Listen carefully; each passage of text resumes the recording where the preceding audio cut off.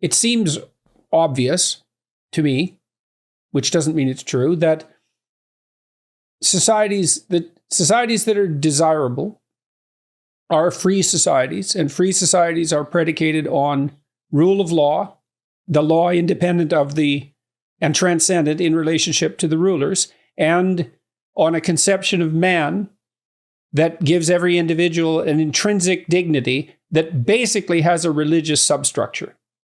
And that to the degree that we are citizens of those lands and we believe in the principles by which they operate, then we're bound to accept that view, because without accepting that view, the whole system makes no sense. Like the foundation stone is pulled out from underneath it. And that's quite the conundrum, that there's a biblical vision underpinning the states that are the most productive. Now, the radical types, the leftists in particular, say, well, the reason that the West is wealthy and free is because it was built on the backs of the poor and in the West and also in the third world. But one of the reasons I found your book so interesting is that you're not so fond of that viewpoint.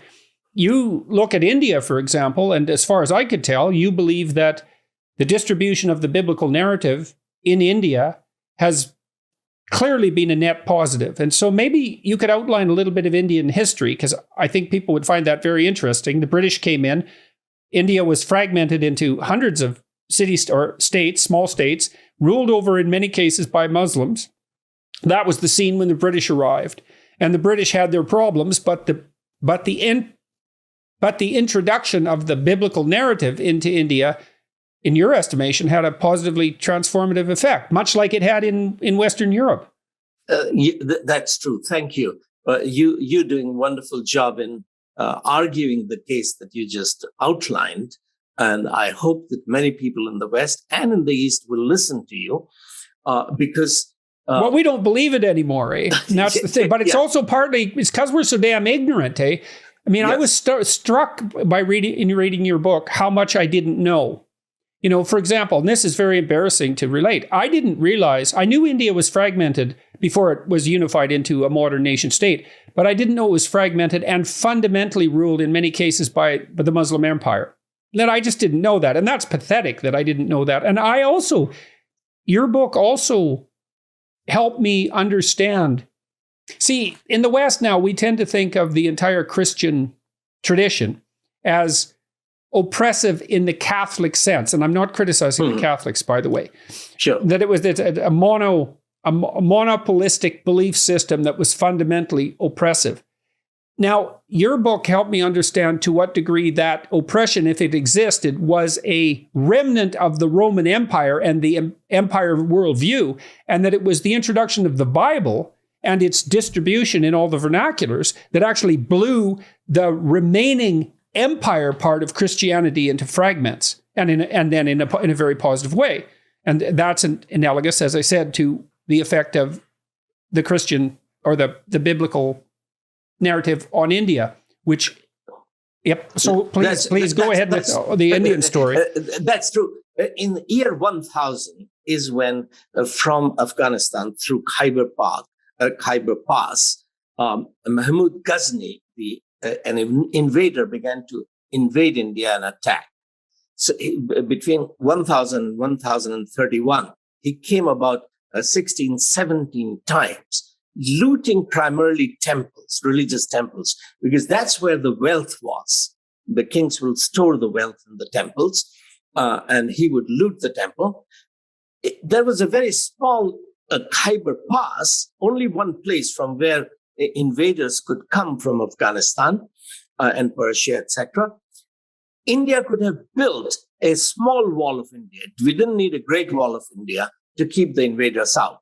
But the Indian rulers never built a small wall, to the point that almost 200 years later, 1191, Muhammad Ghori comes from Afghanistan all the way to Delhi, almost 1,000 kilometers, and he fights with the Hindu king of Delhi. He loses, goes back. 1192, he comes back, defeats Prithviraj Chauhan, kills him, and Delhi is taken over by Muslims in 1192. So what has weakened the Hindu kingdoms from 1000 to 1192, almost 200 years, is a religious ritual called the horse sacrifice, Ashwamedh Yajna. Hindu kings are sending a horse, and behind the horse are a few hundred young men. They're going into a village. Either village becomes their property and begins to pay tribute to their king, or they have to fight a war. So at that time, Delhi is small. A bigger kingdom is Kannauj. The two Hindu kings are sons of real sisters, so they're first cousins. One of the kings of Kannauj, Jaychand, he starts this Ashwamedh Yajna, horse sacrifice.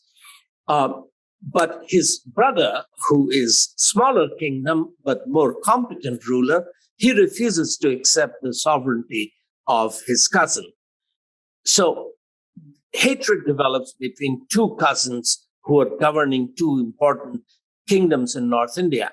So in 1192, when the Muslim invader has been defeated by the king of Delhi, the king of Kannauj, Jaychand, he invites the Muslim invader to please come back, kill my brother. And that's how Delhi is taken over by Muslims. And then Muslims, different dynasties, different kinds of Muslims rule India rule Delhi until 1858. So, how much? To what degree were they ruling over the rest of what was India as well during that period of time? It was expanding and contracting. The Mughal Empire for about 200 years or so was the most expansive. But so the British had begun to come during the Mughal Empire, but only to trade with permission. The French came. And what was the consequence of the Mughal Empire? Well, in relationship to the typical Indian's life and to the structure of the state? They built the Taj Mahal, but they didn't build wheelbarrows for the laborers who were carrying bricks and stones. So you build pyramids, you build Taj Mahal, you build palaces. This is the whole Middle Ages. But you don't care for the wheelbarrows. So even today, women are carrying bricks and stones and mud and cement on their head as they're building 4-story halls because you don't care for the poor. So India was weakened by what a religious ritual, Ashwamedh Yajna, which was supposed to make a king very strong. So kings did become strong, nation became weak and divided, which allowed Muslim rulers and then French and British and others to come and take over.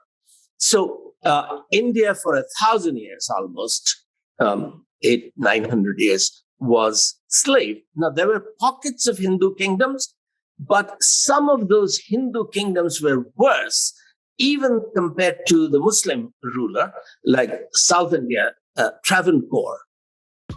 When you go to the restroom, you always close the door behind you, right? You don't want a random passerby looking in on you. So why would you let people look in on you when you go online? Your online privacy is important. That's why I use ExpressVPN, and you should too. Using the internet without a VPN is like going to the restroom without closing the door. How is that? Well, your internet service provider knows every single website you visit. They can sell this information to ad companies and tech giants who then use your data to target you. ExpressVPN creates a secure, encrypted tunnel between your device and the internet, so your online activity can't be seen by anyone. It works on phones, laptops, even routers, so everyone who shares your Wi-Fi is protected. And all you have to do is just fire up the ExpressVPN app and click one button. It's as easy as closing the bathroom door. Get an extra 3 months of ExpressVPN free by going to expressvpn.com/JordanYT.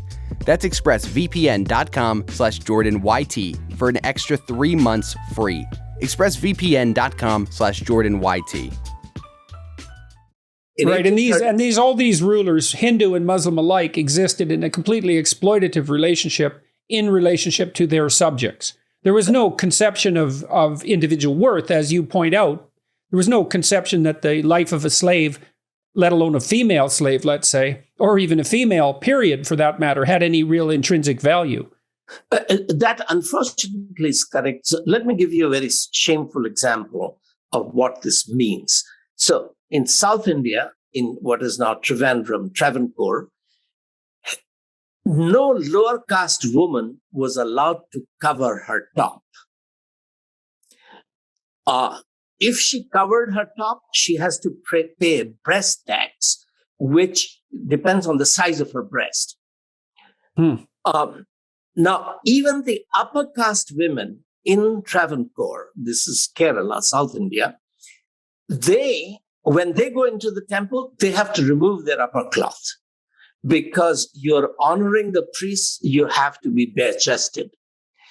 On the street, if a noble, someone from noble family, royalty, is passing through on the street, the upper caste women have to take their cloth off and throw petals, flower petals. This is Hindu India, while the British are ruling in India. So these parts of history are suppressed because they are shameful, and obviously they are shameful, that there is more slavery in the Hindu kingdom of Travancore in South India than in the Muslim kingdom in the north. So this is partly because of caste system. So the horse sacrifice was one thing that had weakened India. Caste system had weakened India because if the kings are exploiting my wealth and putting that wealth in gold and silver and diamonds in the temples, when an invader comes and attacks that king, why should I sacrifice my life? Why should I fight and defend my kingdom? Because I have no stake in this kingdom. You are treating me as untouchable. And this is what is happening in India today, every day, that the lower caste people who are trying to recover their dignity, that the Hindu religious system has made me lower than animals. Jesus Christ is making me a human being, a child of God. You won't allow me to enter your temple. Jesus is making me a priest of the Most High God. So if they want to convert, there's persecution happening every day in India. And so now you also made the case that in the caste system, for example, that I thought this was very interesting and quite damning from a modern perspective, or maybe from a biblical perspective, not so much a modern, that there was no sense in the Hindu caste structure that the poor and downtrodden, and let's say the untouchables, were to be revered or served or regarded as intrinsically noble, partly because the doctrine of karma was predicated on the assumption, A, that they deserved their suffering, had earned it in some cosmic sense, and B, that if you did even attempt to alleviate their suffering, all you were doing cosmically was prolonging it, because the suffering that they had garnered as a consequence of karma was deserved and was going to be played out no matter who interfered with it.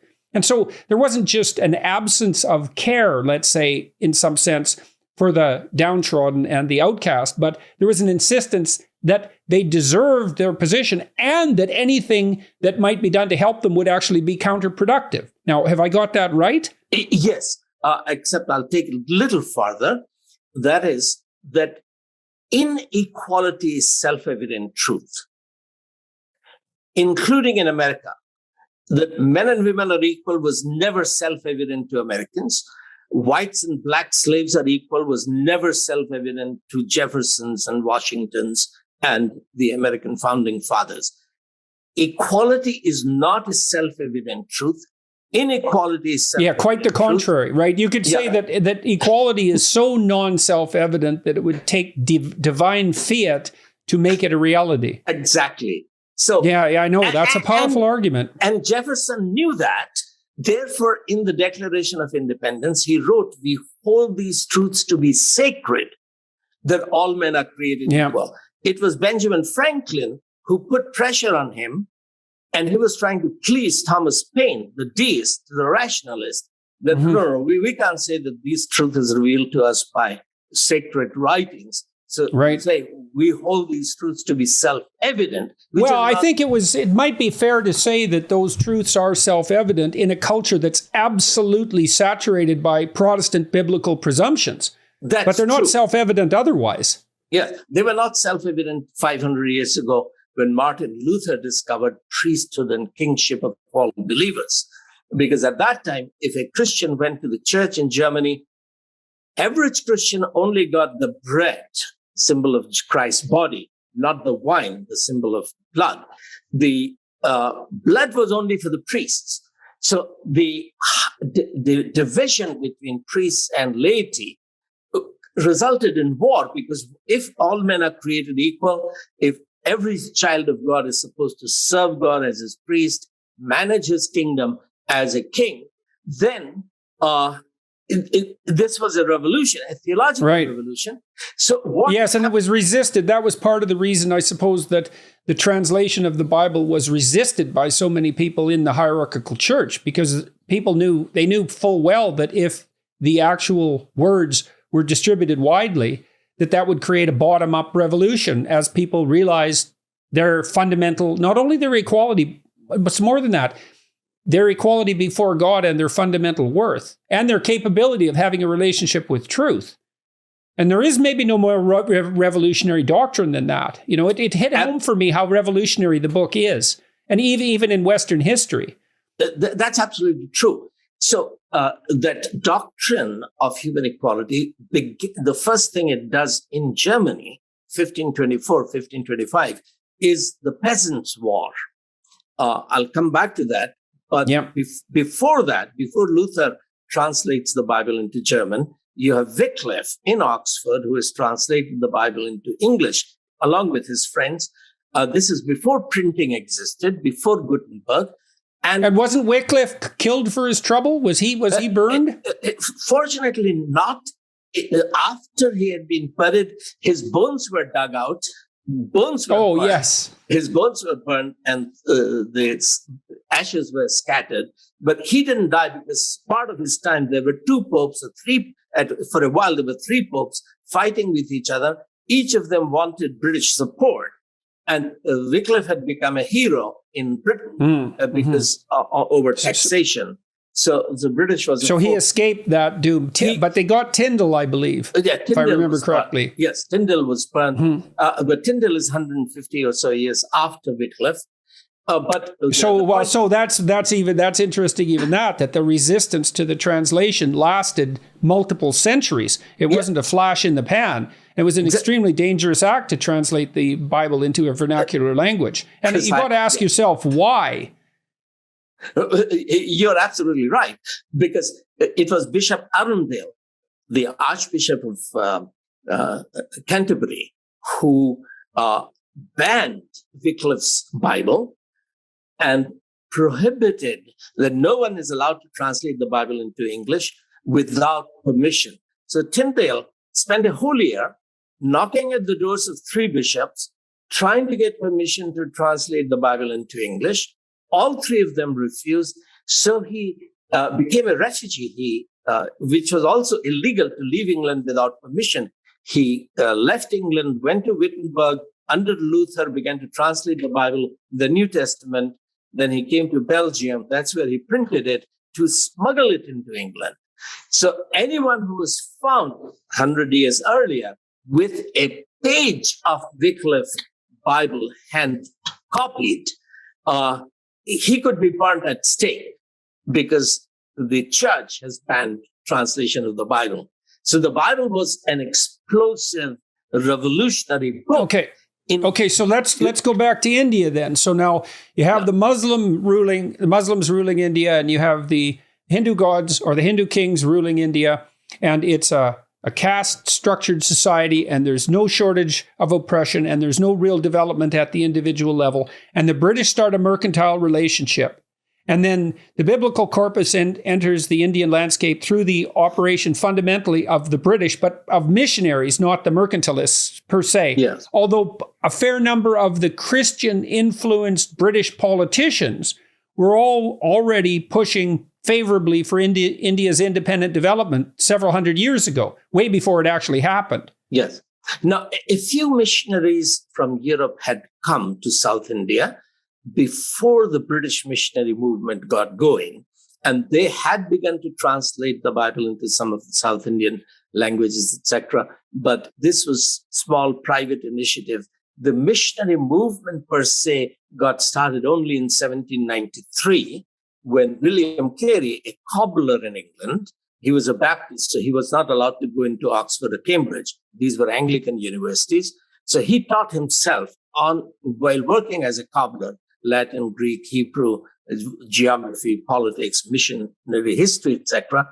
And he wrote a book, a small book, inquiring whether the contemporary church is under an obligation to go and evangelize the world, disciple all nations, or was that a command given only for the first generation of apostles? So his book, An Inquiry into Obligation of the Christians to Disciple All Nations, it's a very long title. That's what begins the modern missionary movement. But ironically, 1793, when his book is published, is the year when the British Parliament banned missionaries from going to India. So the British East India Company is governing Bengal, which includes Bangladesh, Assam, etc. It's a large part of Eastern India.